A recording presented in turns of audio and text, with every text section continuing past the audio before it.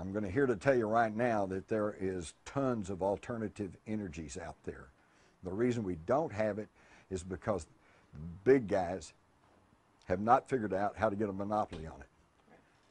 If we go to hydrogen, you can take an electrolyzing plate, you can separate, you know, what's water? H2O, 2-part hydrogen, 1 part oxygen. So you can separate that through electrolyzing, and you can get hydrogen. So we could all get enough hydrogen, so, you know, you can't get a monopoly on it. Biodiesel, biofuel. You know, we can all grow some potatoes or corn or whatever, so they couldn't get a lock on it. They're going to fuel cell because they got to figure out what to put in those fuel cells to make them work that we can't get, and then we'll get it. Okay? Y'all live, most of you have lived through the time when the cigarette industry was fighting tooth and toenail, and for every scientific study showing that cigarette smoking was harmful, they had their scientific study showing that, well, their methodology was wrong, or no, it's actually good for you, or whatever. This was a delaying tactic until those giant cigarette companies could diversify. Okay? Today, the big cigarette industries, cigarette sales still into the millions of dollars, is still only a small fraction of their total profits because they diversified into other things.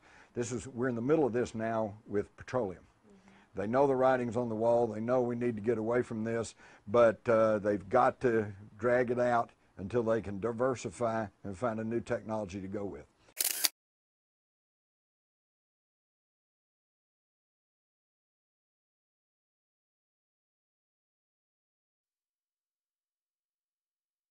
This car doesn't use gasoline.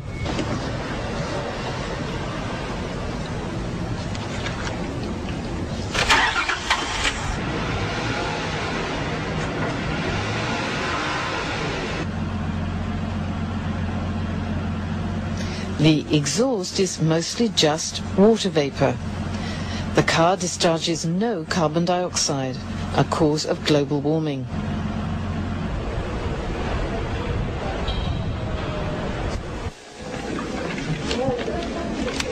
The car was approved by the Land and Transport Minister today. It received an automobile inspection certificate allowing it to make test runs on public roads. How does the car move? The certificate says it uses compressed hydrogen as fuel. In this sense, the car is similar to hydrogen vehicles that major automakers are in the process of developing. But there is a big difference. This car uses water. This is how the engine works. First, hydrogen is sent to the engine. Immediately after the hydrogen is ignited, water vapor is injected into the engine. Due to the heat produced by the burning hydrogen, the water vapor expands powerfully.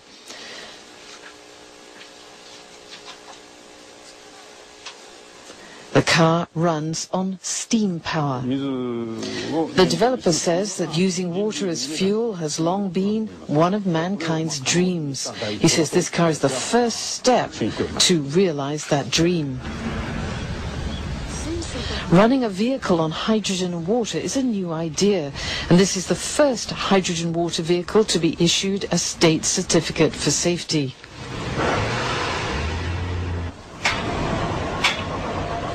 The developer wasted no time in doing a test run on a public road.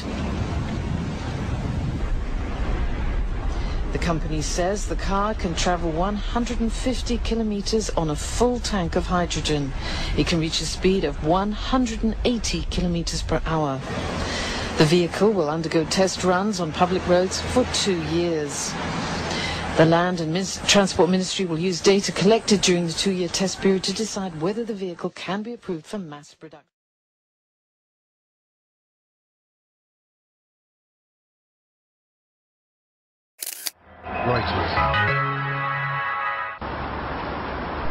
With oil prices soaring and fuel protests spreading across the globe, it almost sounds too good to be true. A car that runs on nothing but water. And all kinds of water will do.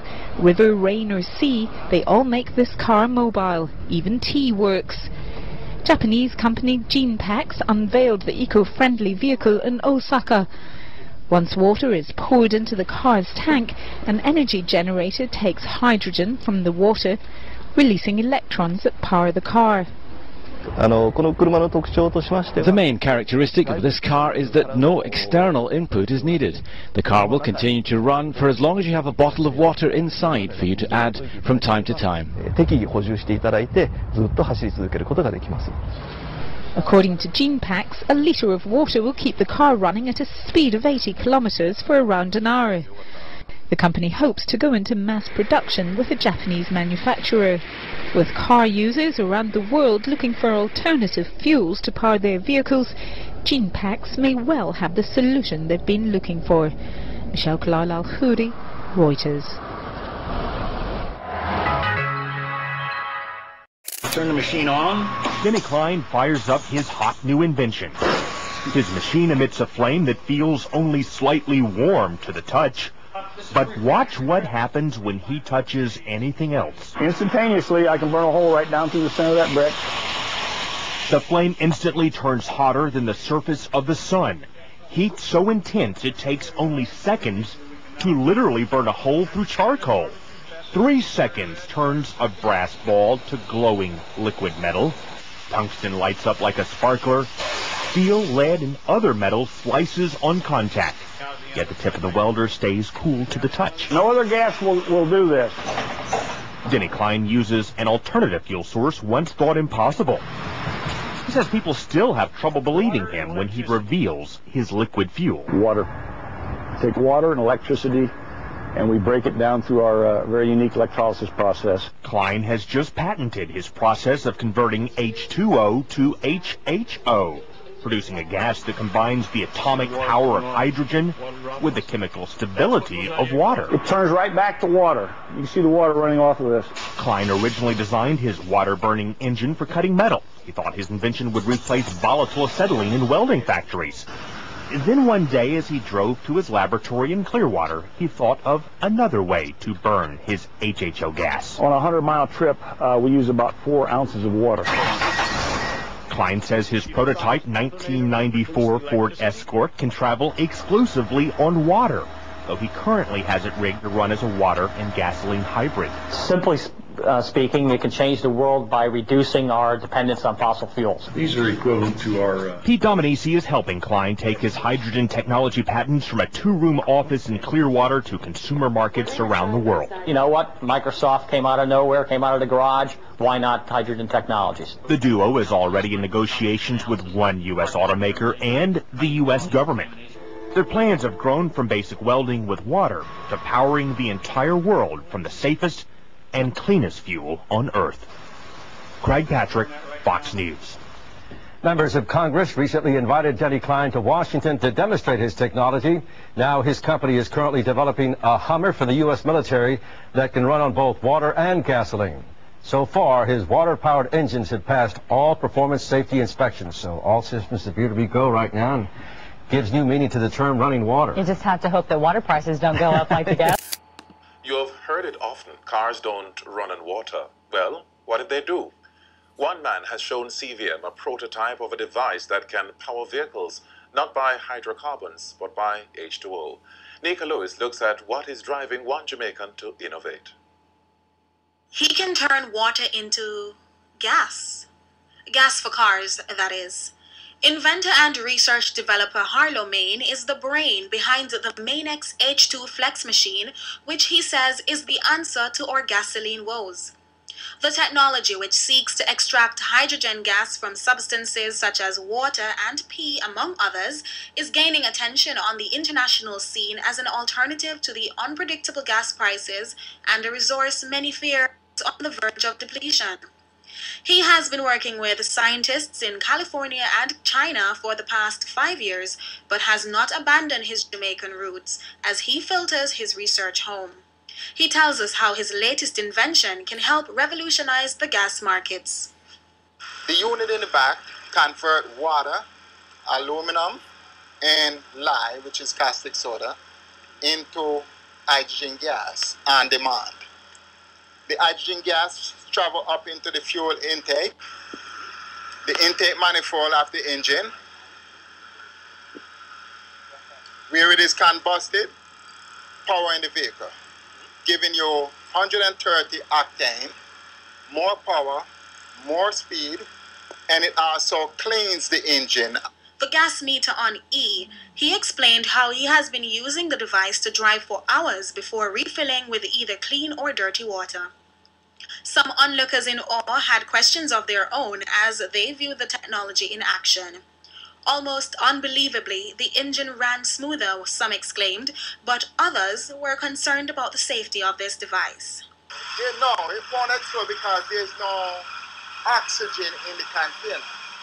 If you misuse it, yes, it can explode, but I could light that thing with, ensure you the fire coming out with no problem. We did that all the time. So it won't explode like that. He told us how he was able to invent something that other scientists doubted. They make a hydrogen generator that convert natural gas into hydrogen. And then you can't find a hydrogen fuel station, nowhere to refill with hydrogen. That's their problem. This here solved that problem because you don't need a fuel station. You just need an aluminum cartridge and any kind of... You really don't need that. Once you put it in once, it will serve for 6 months to a year. But you need water. That's important. Any kind. Dirty water, clean water, anything. Although exuding pride over his ingenuity, he expressed one fear. The current oil industry do not like competition. Okay? And that's where the fear lies. I do have some kind of threat, yes, online and so forth. But they haven't taken me serious yet. So is this the answer you have been praying for? Only time will tell if water can really become gas for cars. Nika Lewis, CV.